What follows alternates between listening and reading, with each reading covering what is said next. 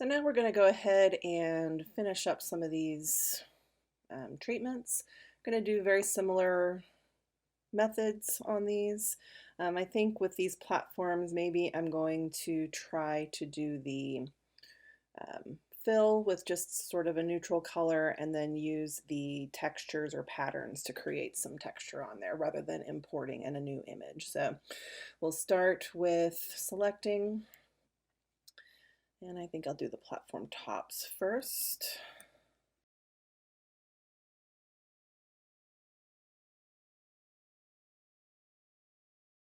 And then I'm going to open up my patterns and see if I can find something that I like. And remember, when we're doing it, adding textures this way, it's creating a whole new layer here. So we'll be able to work with that later on. Now there are ways to adjust this. So if we found something that we liked, this one's not bad. It's kind of neutral, kind of even.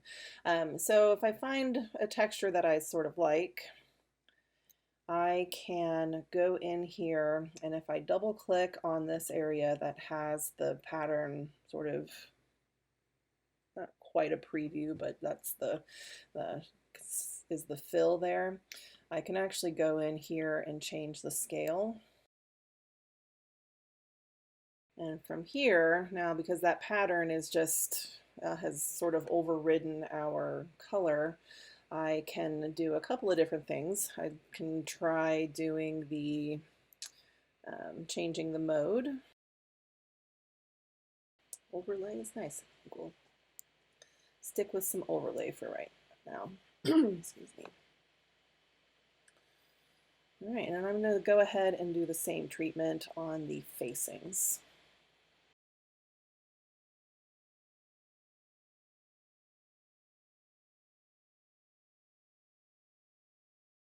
Okay, so I've got all of those facings done, and it just appears to be one nice big finish, which is going to just make it feel like it's all has one paint treatment. But again, we're going to be applying some using the quick mask and maybe some highlights and shadows and just lightening things up in general. Once we've got everything textured. So I'm going to find something similar maybe for my ribs. So if I go here,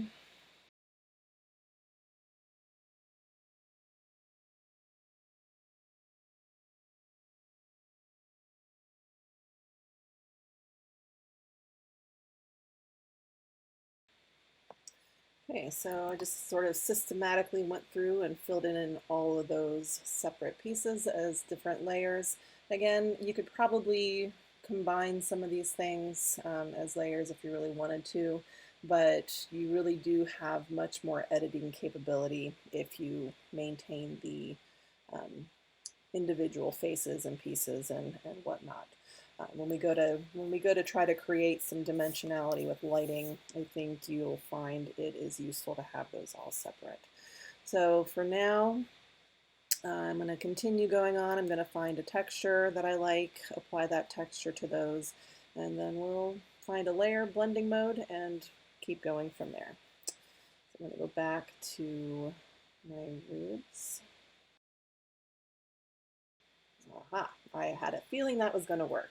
So essentially, to try and speed up some time here, you'll see that I selected all three layers of my rib number one, and as I had hoped, it applied three separate fill patterns for each of those. So if I was to turn these off, you can see that it is in fact connected to that layer. So that is a great thing because now I know that we'll be able to get through this just a little bit faster. Now I don't quite like that texture, so I'm going to keep looking for something else.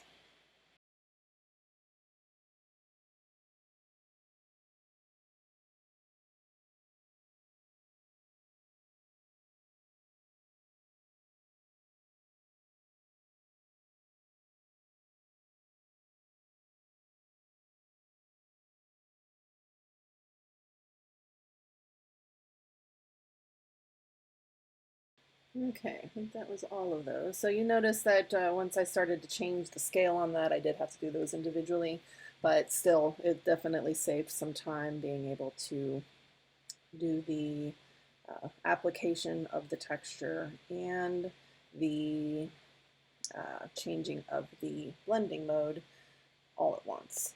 So the next thing I could do if I wasn't quite sure what if I wanted to change the opacity for anything, I really just want to change the opacity maybe for the texture itself. So if you hold down your command key or the control if you're on a PC, you can click and select individual layers. So I don't want to select that undercolor because I want the undercolor to remain opaque, but I should be able to go through here and just see what I want. Right, I'm not going to change the facings. So if I make this a little bit less opaque, texture's not quite so obvious. It lightens them up just a little bit.